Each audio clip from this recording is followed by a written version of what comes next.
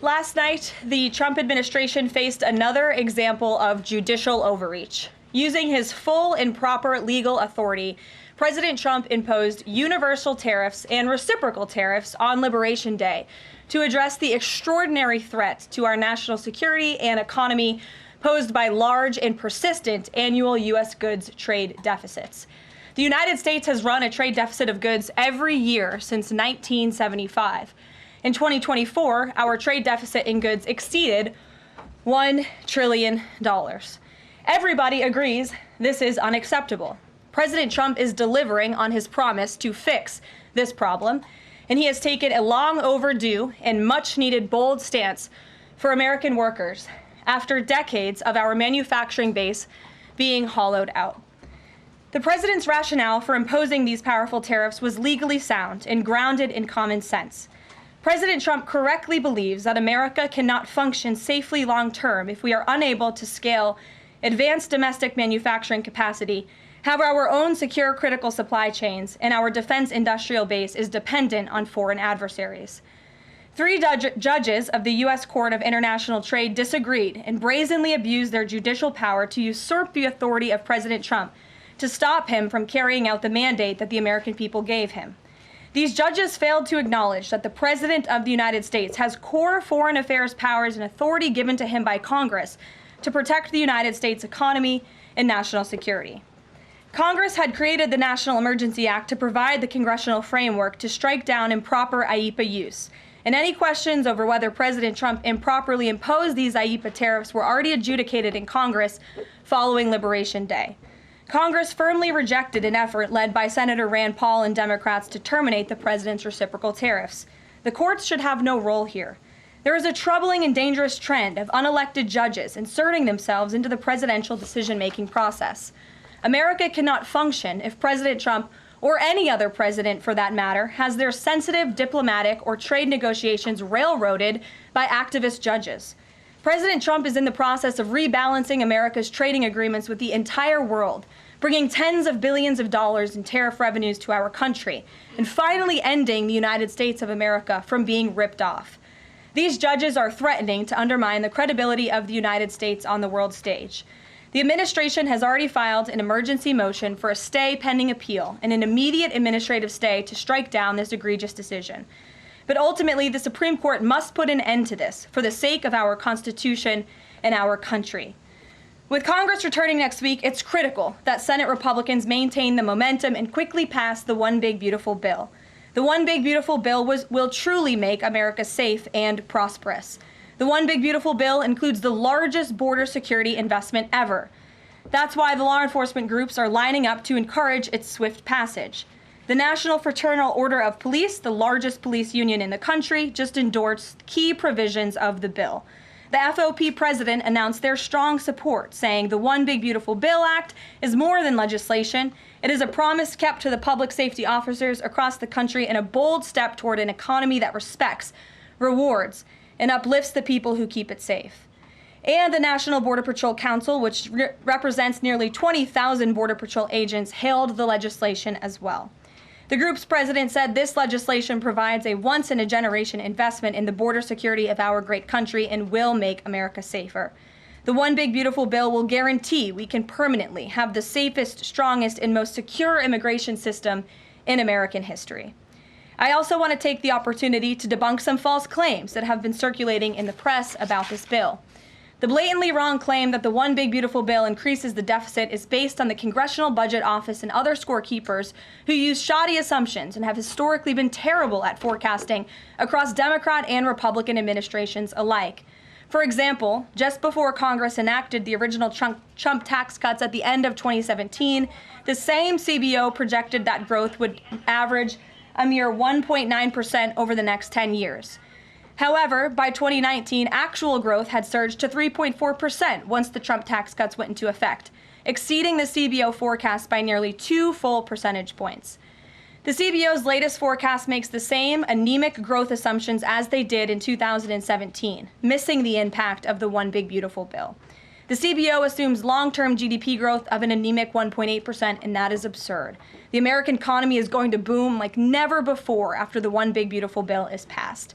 the largest middle-class tax cut in history, massive deregulation, and the most aggressive domestic energy exploration ever will fuel small businesses, further boost private investment, increase workers' wages, and supercharge economic growth.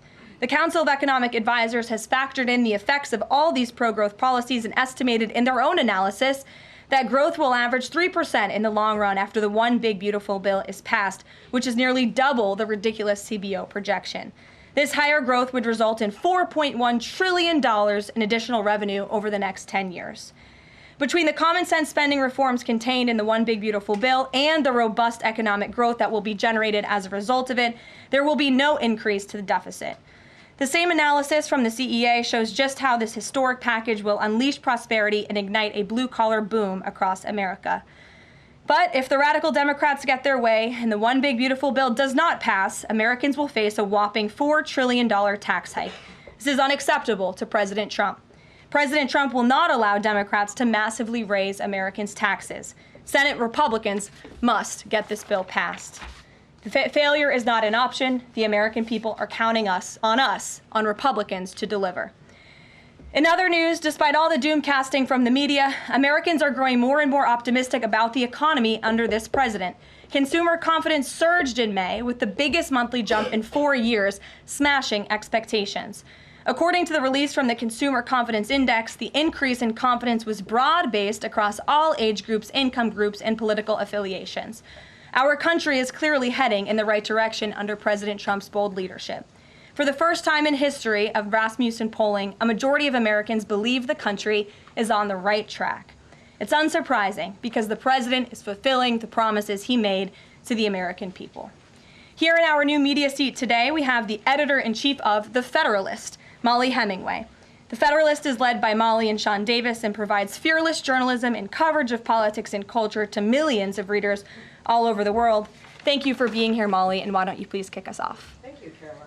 Thank you. In the first Trump administration, there was an effort to stymie the agenda of Trump through the Russia collusion hoax perpetuated by many people in the media, including some people seated here, or the media outlets they represent, and other Democrats as well. The second Trump administration, to reference what you said at the beginning, seems to be subject to an effort to stymie the agenda using rogue lower court judges. You mentioned that the Supreme Court could and should do something to rein in these lower court judges. Also, Congress could do something about it, but they don't seem terribly interested in it. It also seems there's not much of an actual coordinated effort from this White House to take and tackle this effort from judges, Democrats and other people using these judges to stymie the agenda. Is there an actual effort by this White House to tackle this issue in a comprehensive way, and if so, what is it? There is an effort by this administration to tackle these rogue judges and the injunctions and the blockades that we have faced in our broken judicial system in every case. I mean, we have seen time and time again these lower district court judges ruling against this administration and the president's basic executive authority and powers. And this administration is fighting every single one of those battles in court, including already the block that came down from the tariff court, the IEPA court last night. And as on my way out here to the briefing room, I understand that there was another district court judge right here in Washington, D.C., who ruled against the president's tariff power. And I will get to the heart of your question, and I'm glad that we are addressing this in the room today, because nationwide injunctions ordered against the first Trump administration, Trump 1.0, account for more than half of the injunctions issued in this country since 1963. And President Trump had more injunctions in one full month of office in February than Joe Biden had in 3 years. And let me roll through some of these radical injunctions to paint the picture for the American people at home. These are not just talking points. These are real judges in the court of law who are trying to block the president's power and the policies that he was elected to enact. For example, a court ordered the Trump administration to return already deported terrorist aliens back to the United States. A court has ruled the Trump administration can't even temporarily pause our refugee programs. Courts prohibited the Trump administration from eliminating federal funding for child transgender surgery and mutilation, a practice that the American people overwhelmingly reject. A court also held that the Trump administration could not ban people experiencing gender dysphoria or mental health issues from serving in the military. Ridiculous. Courts prohibited the removal of transgender women from women's prisons despite potential physical harm to real women in those prisons, biological women. A Northern District of California judge issued an absurd ruling that the president cannot fire people within the executive branch without Congress passing a bill, even though Congress has expressly authorized the president through the Office of Personnel Management to authorize reductions in force across agencies. A court also ordered the Trump administration to rehire thousands of already fired employees in several cases. A federal judge blocked the Trump administration from defunding the Department of Education, another signature campaign promise that this president has the power to implement. Courts ordered the Trump administration could not eliminate funding for illegal DEI programs, hence the word illegal. These are illegal programs to begin with, and now the courts are trying to say this president can't roll them back. And a district court judge prohibited the president from issuing any categorical funding freezes. And then another court ordered on top of that the administration makes $2 billion of payments in 36 hours. These are just a few of the ridiculous orders that we have seen from lower district court judges every day, and we hope that the Supreme Court will weigh in and rein them in. But White House advisor Stephen Miller says it's judicial tyranny. Some people are calling it a judicial coup. You're saying you're responding to each and every one of these actions, efforts by these judges to delay or thwart the implementation of the agenda. But is there going to be anything more than that, or is it just going to let this operation continue, even though it could delay everything for years until the presidency is over? The administration is operating under the directive given to from the president that we need to comply with the court's orders. He's made that very clear, but we're going to fight them in court, and we're going to win on the merits of these cases because we know we are acting within the president's legal and executive authorities. And thanks for being here. Gabe. Thank you, Caroline.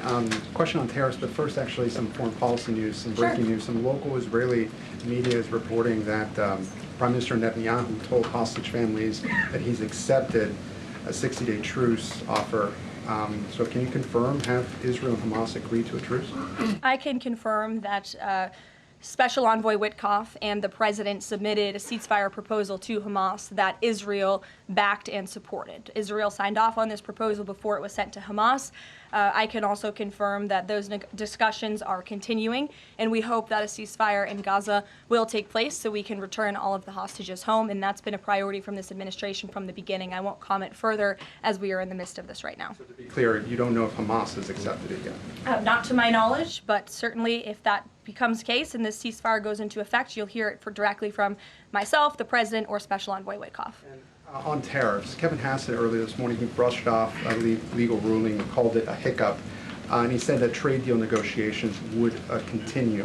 Why would other countries continue these trade deal negotiations given the ruling? Because other countries around the world have faith in the negotiator-in-chief, President Donald J. Trump. And they also probably see how ridiculous this ruling is, and they understand that the administration is going to win, and we intend to win. We already filed an emergency appeal.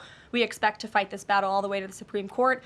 These other countries should also know, and they do know, that the president reserves other tariff authorities, Section 232, for example, to ensure that America's interests are being restored around the world. But I can confirm that our ambassador for trade, Jamison Greer, already heard from countries around the world this morning who said they intend to continue with these negotiations. Peter.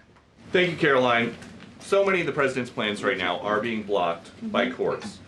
If the courts are going to be the ones who are shaping policy, does the president wish he would have just become a judge instead? I think the president would take this job over being a judge, and certainly the president is acting within his authority. He wishes judges would do the same. But so the courts are basically telling you guys they think that the White House's policies, the president's policies, are in some way against the law.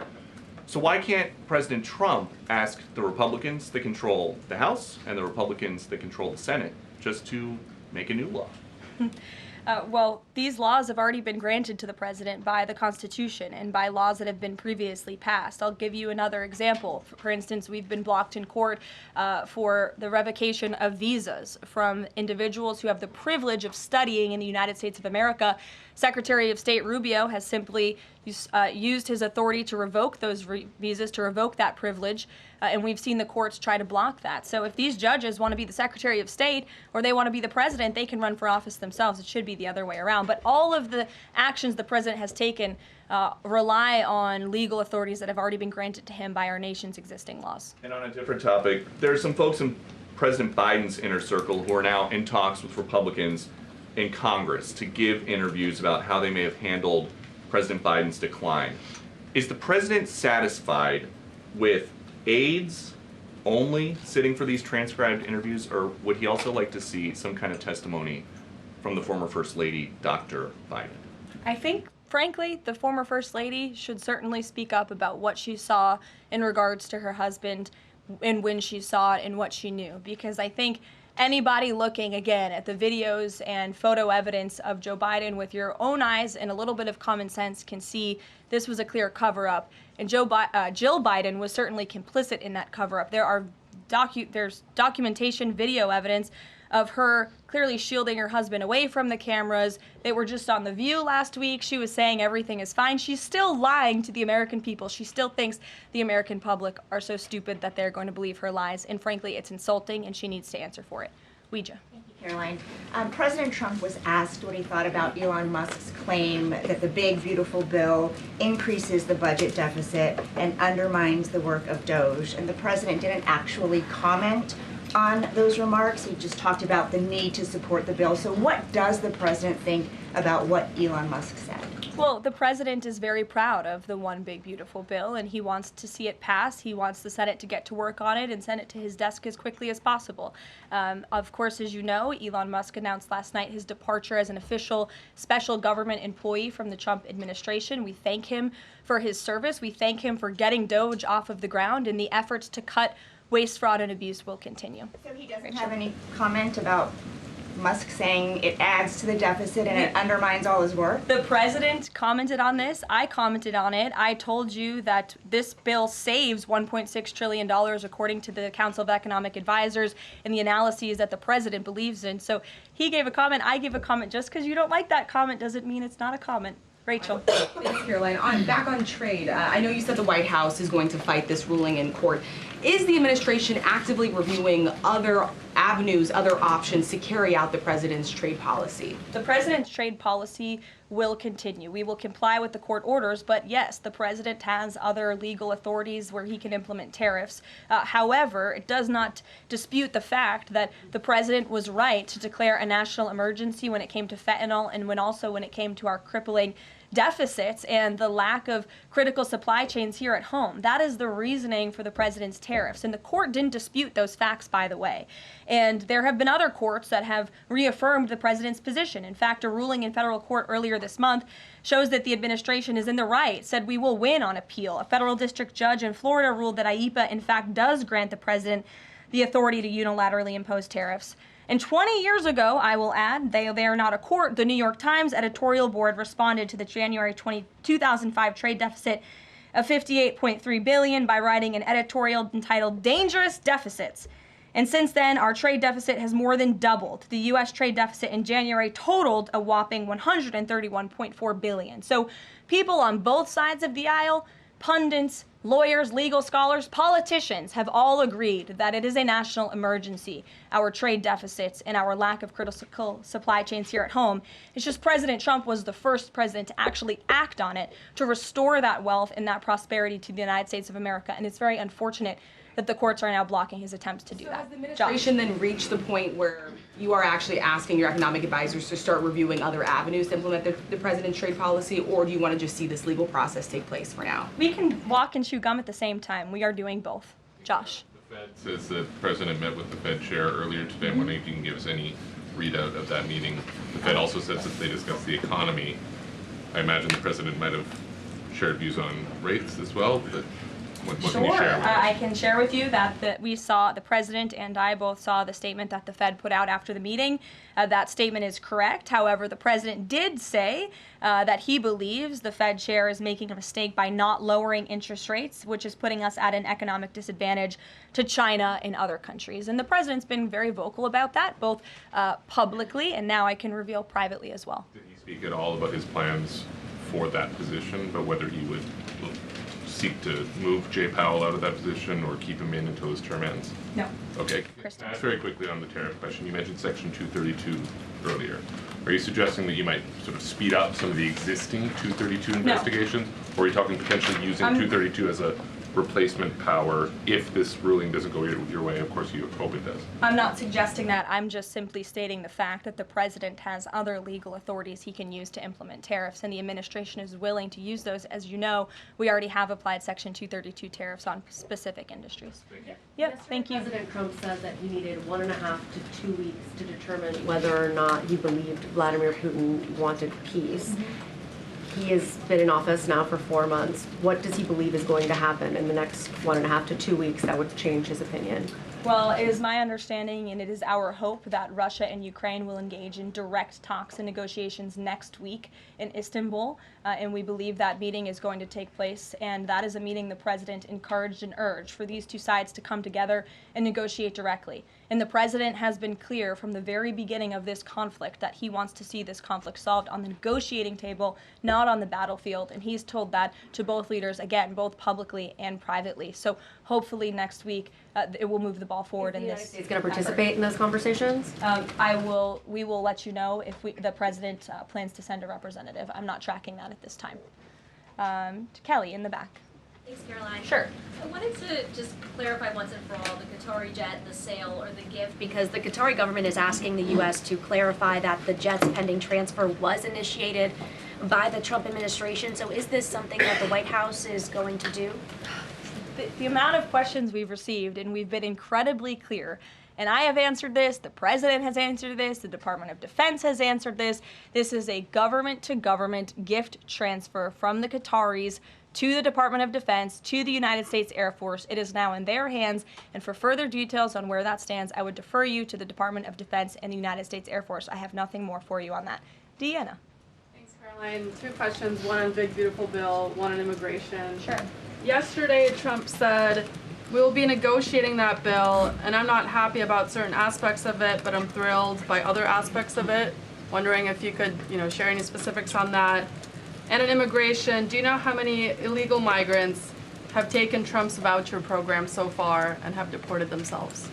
I believe it's in the thousands of those who have chosen the easier route of self-deportation, and we certainly encourage all illegal aliens who are present within our homeland to take that option. It's a much more pleasant option than being deported, and we will deport you if you're here illegally. That's our intention.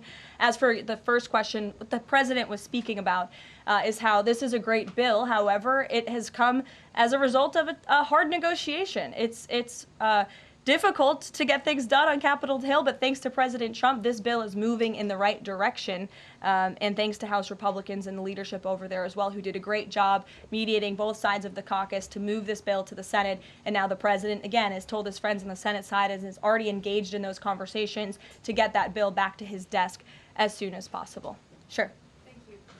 Has this administration been briefed about the incident that happened in Gaza on Tuesday during the rollout of the Gaza Humanitarian Foundation distribution of aid to Palestinians there? And should there be a ceasefire, will this administration continue to rely on this foundation for the distribution of aid to civilians? Are you referring, what incident are you referring to? Tuesday, when the aid was rolled out to Gaza for the first time in many months, and meals and food was given to hungry people thanks to President Trump. Yes, we were briefed on that plan. The president was the reason that aid went into Gaza, and he got the Israelis to support that plan. And I would add that the previous administration rejected such a plan to ensure that these starving and devastated people in the Gaza Strip were given humanitarian aid and assistance. And it was the previous administration that tried to build this pier, if you all remember it. It was brought to my attention this morning, and I thought that's a good point. Why don't I bring that up? Because there's been so much criticism.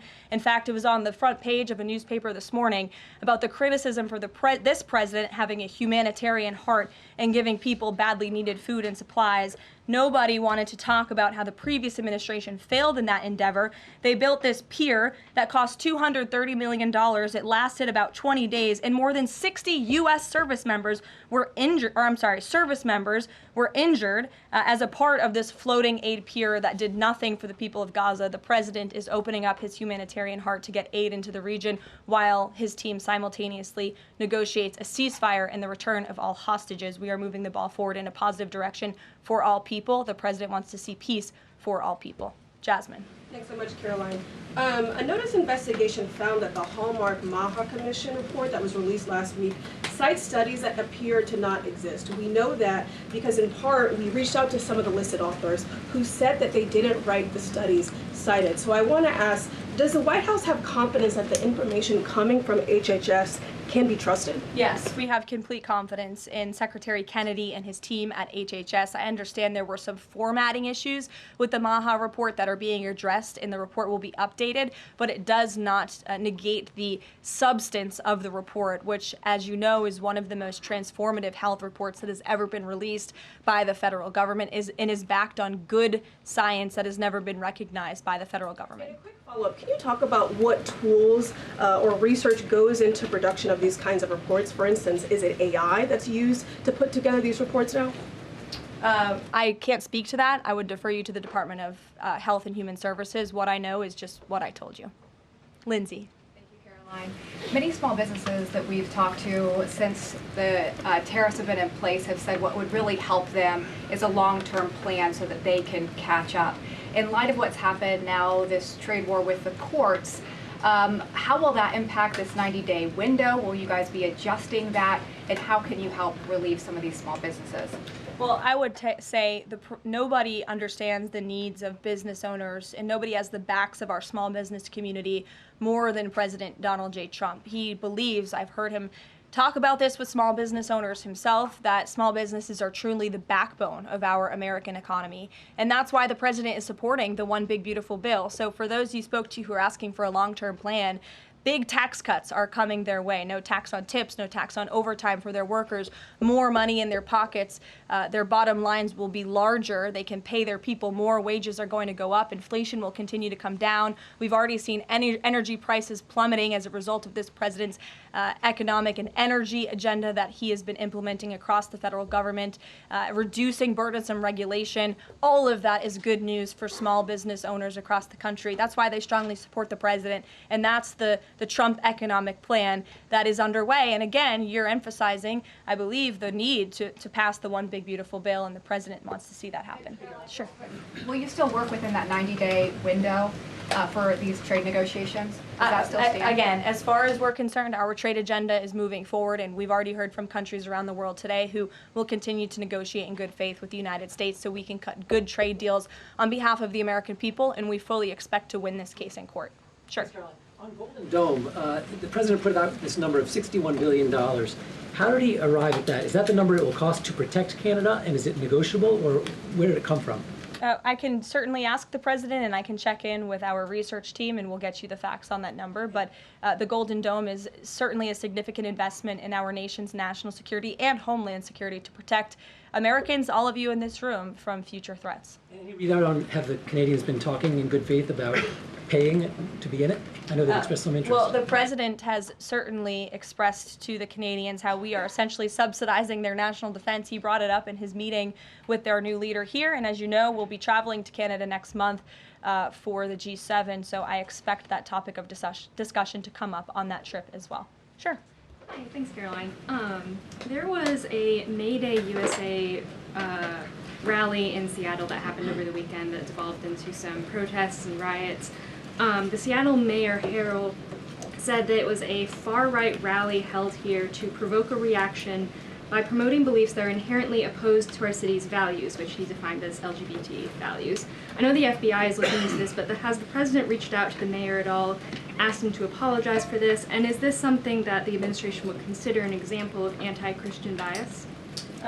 I'm not aware of that case. I know the FBI is looking into it, but I'm not aware of any phone calls the president may or may not have made to the mayor of that city. And then on DOGE, we know that Elon Musk is leaving. Do you have an updated leadership structure for who is leading the group? Is Russ Vought involved? And what is its new mission now, if any? Well, the entire cabinet is involved, and I spoke to the president about it this morning, and the entire cabinet understands the need to cut government waste, fraud, and abuse, and each cabinet secretary at their respective agencies is committed to that. That's why they were working hand in hand with Elon Musk, and they'll continue to work with the respective DOGE employees who have onboarded as political appointees at all of these agencies. So surely the mission of DOGE will continue, and many DOGE employees are now political appointees and employees of our government, and to the best of my knowledge, all of them intend to stay and continue this important work. Is there a DOGE leader taking the place of Mr. Musk? Well, again, the DOGE leaders are each and every member of the president's cabinet and the president himself, who is wholeheartedly committed to cutting waste, fraud, and abuse from our government. Michael. Thank you, Caroline. There's conflicting reports out of the Middle East right now. Saudi television network Al Arabia is saying that Israel and Hamas have agreed to a 60-day ceasefire. Sources with Hamas are saying that has not been agreed to. If and when that does happen, will we expect to hear something from President Trump announcing that? As I said earlier, yes, indeed. If there is an announcement to be made, it will come from the White House, the president, myself, or Special Envoy Witkoff. Caroline, one big beautiful bill. The president says he's not happy with all aspects of it. What changes would he like to see be made, and can this bill be both big and beautiful?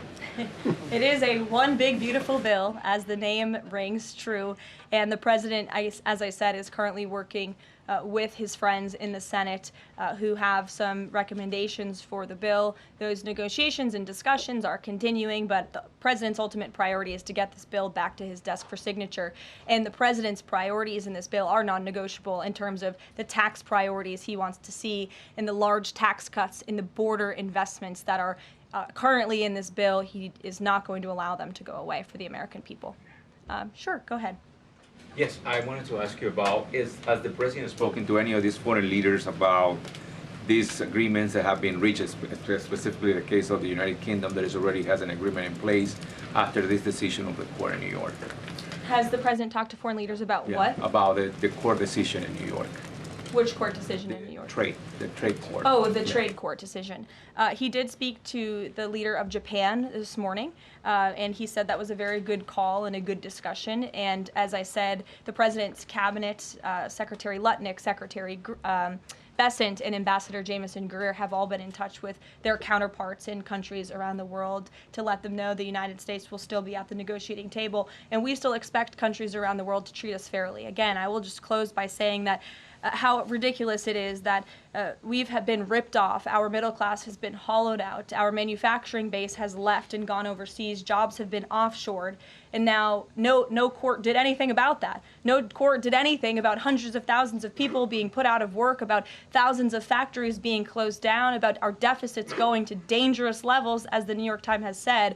But now a court is trying to stop a president from trying to correct those wrongs of the past. And this administration will continue to do that. It's a promise the president made to the American people, and it's a promise they elected him on. We will win this battle in court, and the president will implement his America First trade policies. Thank you, everyone.